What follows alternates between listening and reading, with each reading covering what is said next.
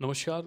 Polity में नगर पालिका पढ़ रहे थे और नगर पालिका में हमारा आज का टॉपिक है ज़िला योजना समिति और महानगर योजना समिति। ये दोनों ही समितियां नए प्रावधान हैं स्थानीय स्वशासन को लेकर, क्योंकि स्थानीय स्वशासन को दो भागों में विभक्त किया था हमने, पंचायती राज में और नगर पालिका में। पंचायती राज जैसी व्यवस्था ही हम नगर पालिका में पढ़ते आ रहे थे, लेकिन इसमें कुछ नया पढ़ने को मिलेगा जिसका नाम है ज़िला योजना समिति और महानगर योजना समिति। इनके काम क्या है? इनके काम हैं, जो पंचायतों और नगर पालिकाओं के द्वारा योजनाएं तैयार की जाती है उनको समेकित करने का काम या संगठित करने का काम करती है ये। और दूसरा, विकास योजना पर कार्य करती है। ऐसे ही जो महानगर योजना समिति है वो महानगर के अंतर्गत आने वाले जो विकास कार्य है या विकास योजना से संबंधित कार्य करेगी।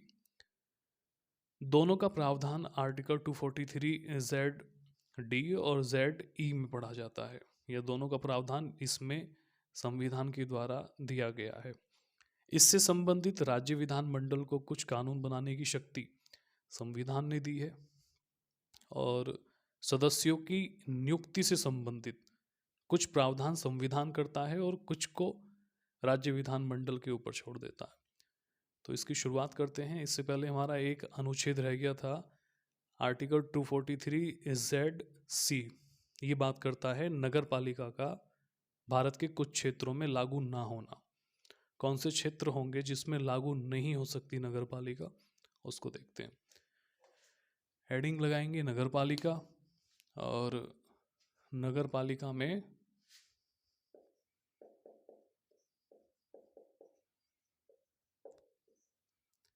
आर्टिकल 243 ZC, ये इसमें प्रावधान है नगर पालिका का, या इस भाग का।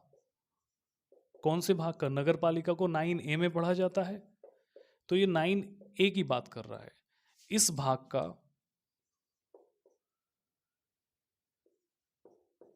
कुछ क्षेत्रों पर लागू ना होना।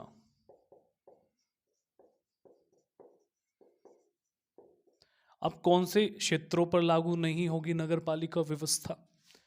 नगर पालिका व्यवस्था को जो अनुच्छेद 244 में या अनुच्छेद 244 के जो खंड हैं, खंड 1 क्लोज फर्स्ट और क्लोज 2 में जो क्षेत्र दिए गए हैं उन पर इसको लागू नहीं किया जाएगा। और आर्टिकल 243 क्लोज फर्स्ट और 2 क्या कहता है? ये बात करता है, ये अनुसूची 5 और 6 से संबंधित है, ये अनुच्छेद है ना। तो इसमें क्या कहा गया है कि अनुसूचित क्षेत्रों व जनजातीय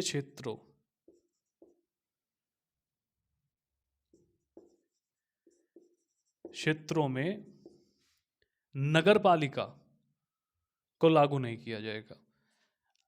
अनुच्छेद 244 में अनुसूचित और जनजातीय क्षेत्र पढ़े जाते हैं, और अनुच्छेद 243 ZC में ये कहा गया है कि अनुच्छेद 44 में जो क्षेत्र आते हैं उनमें नगर पालिका लागू नहीं होगी। ठीक है, उसके बाद और कहाँ लागू नहीं होगी?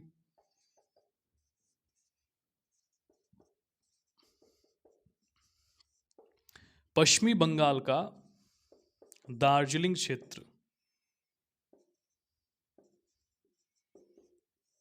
दार्जिलिंग में जो गोरखा हिल काउंसिल है या पहाड़ी परिषद में भी नगर पालिका के जो उपबंध हैं वो लागू नहीं होंगे। तो इन दो बातों को याद रखना इसमें। उसके बाद चलते हैं जिला योजना समिति।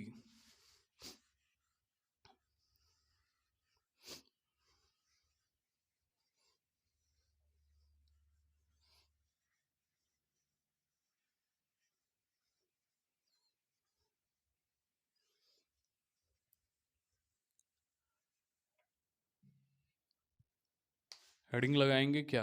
अनुच्छेद 243 ZD, और इसमें प्रावधान है जिला योजना समिति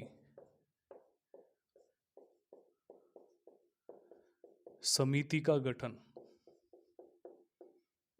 नगर पालिका में पढ़ा जाएगा। इसका काम क्या है, इसे किस उद्देश्य से गठित किया जाता है, तो इसमें लिखेंगे कि प्रत्येक राज्य में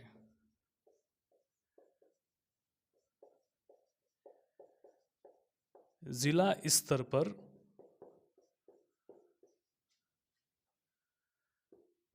जिला योजना समिति का गठन किया जाएगा।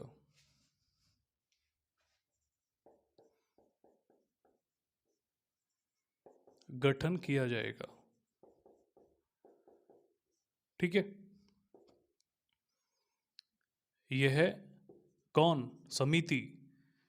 पंचायतों, जिलों के अंतर्गत आने वाली पंचायतों व नगर पालिकाओं के द्वारा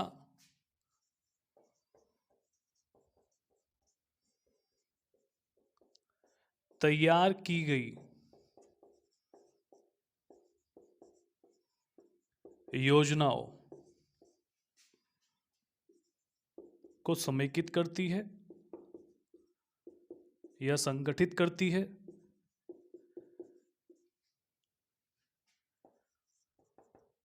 तथा विकास योजना का प्रारूप तैयार करती है। अब जो मैं लिखा हूं वो ही मैं बोल रहा हूं। आर्टिकल 243 ZD बात करता है जिला योजना समिति की। इसका गठन प्रत्येक राज्य में किया जाएगा। इसका काम क्या होगा? इसका काम होगा पंचायतों और नगर पालिकाओं के द्वारा जो योजनाएं तैयार की गई हैं उनको समेकित करना, संगठित करना और विकास योजना का प्रारूप तैयार करना। इन समिति से संबंधित राज्य विधान मंडल को कुछ शक्तियां हैं, उनको देखते हैं। तो हेडिंग क्या लगाएंगे? हेडिंग लगाएंगे, हेडिंग नहीं लगाएंगे, ऐसे ही लिखेंगे क्या राज्य विधान मंडल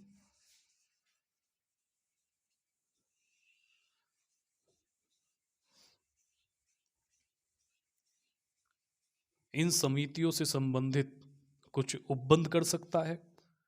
कौन कौन से उपबंध होंगे? राज्य विधान मंडल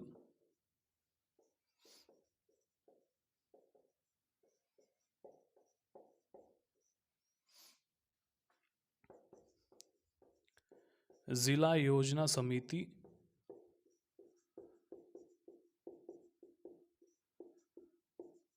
से संबंधित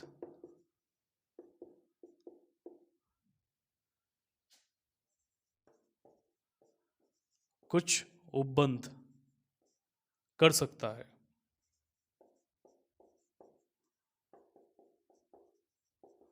अब वो क्या क्या उपबंध हैं?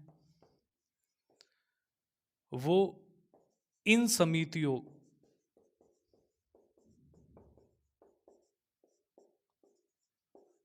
की संरचना तय कर सकता है, कैसी संरचना होगी। दूसरा,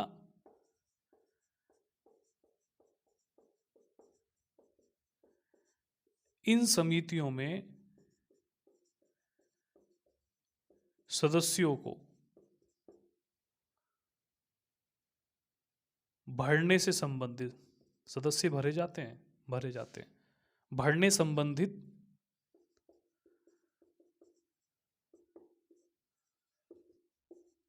कार्य कर सकता है। इन समितियों के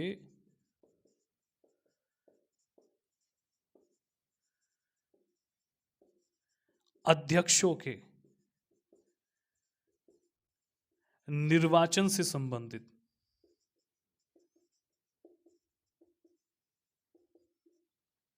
प्रावधान कर सकता है।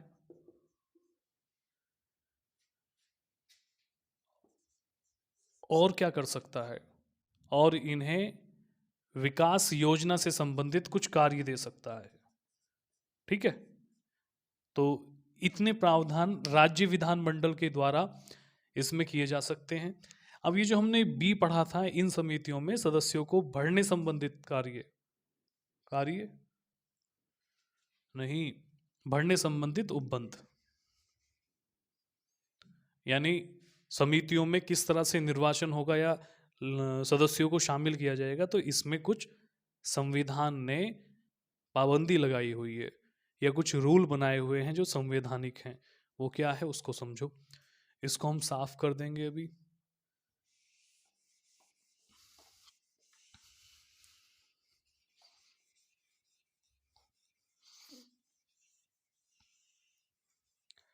अभी जैसा हम बात कर रहे हैं कि भी जो जिला योजना समिति है,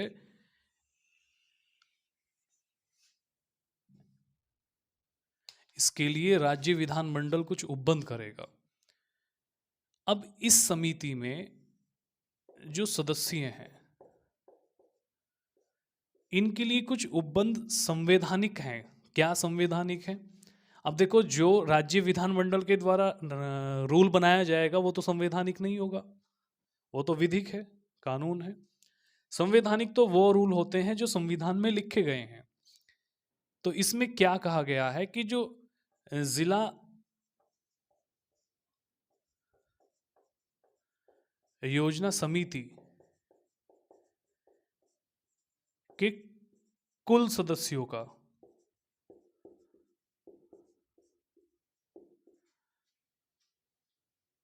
4/5 सदस्य, कुल सदस्यों का 4/5 सदस्य। अब 4/5 का मतलब 80% बात करता है ये। ठीक है, वो निकाल लेना तुम, वो निकल जाता है ऐसे। 100%, इसको परसेंटेज फॉर्म में लाओगे तो ये 5 से कितनी बार जाएगा? ये 20 बार जाएगा, तो ये परसेंटेज आ जाएगी। ठीक है, या 80% सदस्यों को, ये 4/5 सदस्य या 80% सदस्यों को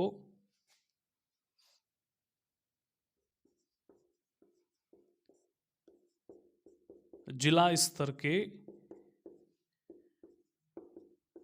पंचायत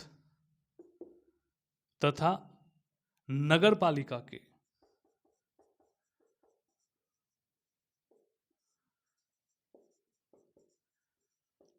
निर्वाचित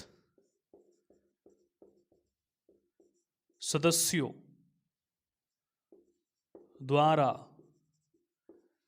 अपने में से ही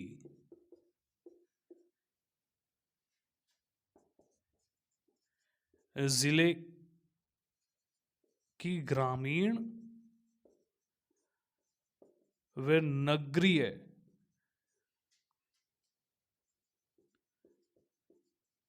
जनसंख्या के अनुपात में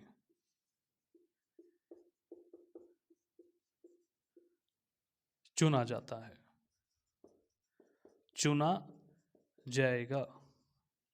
फिर से समझो, राज्य विधान मंडल को ये शक्ति तो जरूर है कि जो जिला योजना समिति होगी, इसमें सदस्यों की जो भरपाई है, सदस्यों को जो चुना जाएगा, उसमें राज्य विधान मंडल कुछ रूल बना सकता है।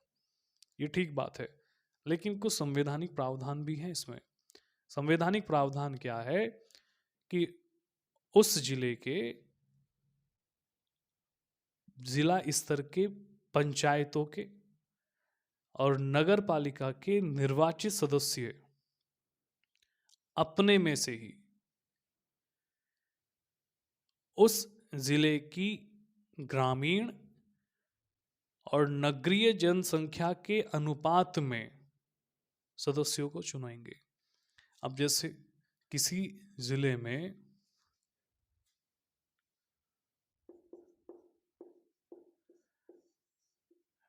20% आबादी तो रहती है शहरी और 80% आबादी रहती है ग्रामीण, तो जो सदस्य उठकर आएंगे वो 20 और 80 के रेशो से उठकर आएंगे।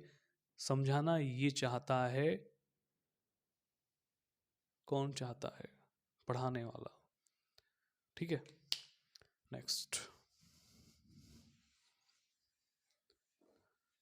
उसके बाद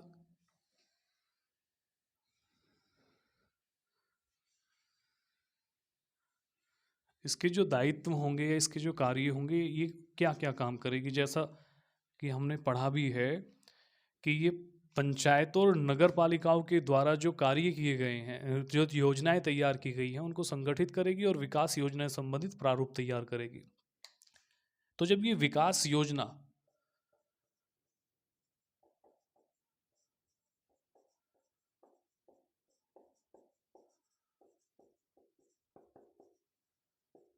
संबंधित प्रारूप तैयार करेगी, करते समय निम्न बातों को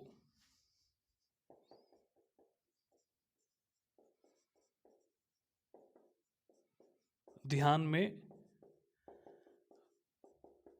रखेगी। कौन कौन सी बात है?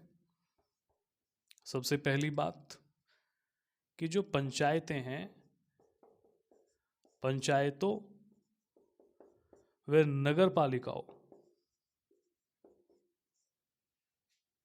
के सामान्य हितों में हितों के विषय, सामान्य हितों के विषयों को ध्यान में रखेगी। ये जल, भौतिक व प्राकृतिक संसाधनों में हिस्से का बंटवारा करेगी। किस किस के बीच में? पंचायतों और नगर पालिकाओं के बीच में। ये विकास और पर्यावरण संरक्षण से संबंधित बातों को ध्यान में रखेगी। उसके बाद और क्या करेगी? उसके बाद राज्यपाल द्वारा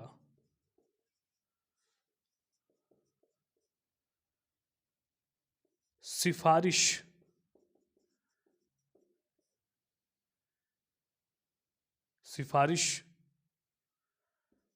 में उल्लेखित किए गए संगठनों व संस्थाओं से परामर्श करेगी। ये लिख लेना। किस किस से? ऐसे संगठन और ऐसी संस्थाएं जिनकी सिफारिश राज्यपाल के द्वारा की जाती है कि आप सलाह लीजिए इन संगठनों से, तो उनसे इस समिति को सलाह लेना अनिवार्य होगा। ठीक है। उसके बाद जो जिला योजना समिति का अध्यक्ष होगा, समिति के द्वारा की गई सिफारिशों को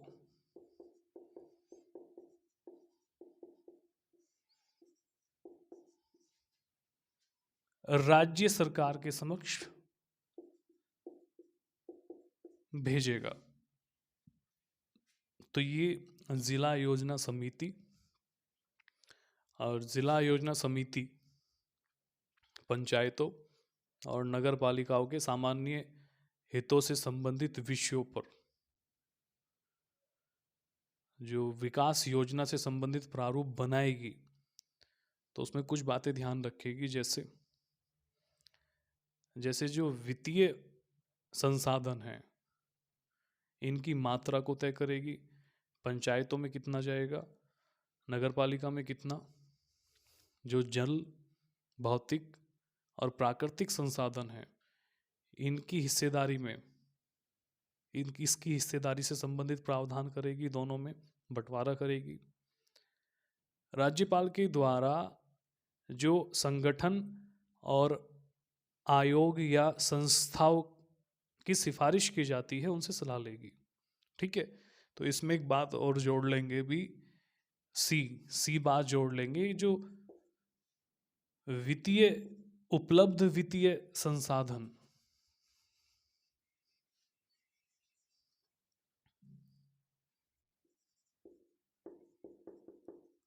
उपलब्ध वित्तीय संसाधनों की मात्रा और उसका प्रयोग को ध्यान में रखेगी। यानी कितनी मात्रा कौन सी पंचायतों को मिलेगी और कितना प्रयोग कर पाएंगे, कितनी मात्रा नगर पालिका को मिलेगी और कितना प्रयोग कर पाएंगे, ये तय ये प्रारूप समिति, ये मतलब प्रारूप बनाते समय जो विकास योजना का प्रारूप तैयार किया जाएगा उस समय ध्यान रखी जाएगी। ठीक है, अब चलते हैं महानगर। समय तो काफी हो गया है।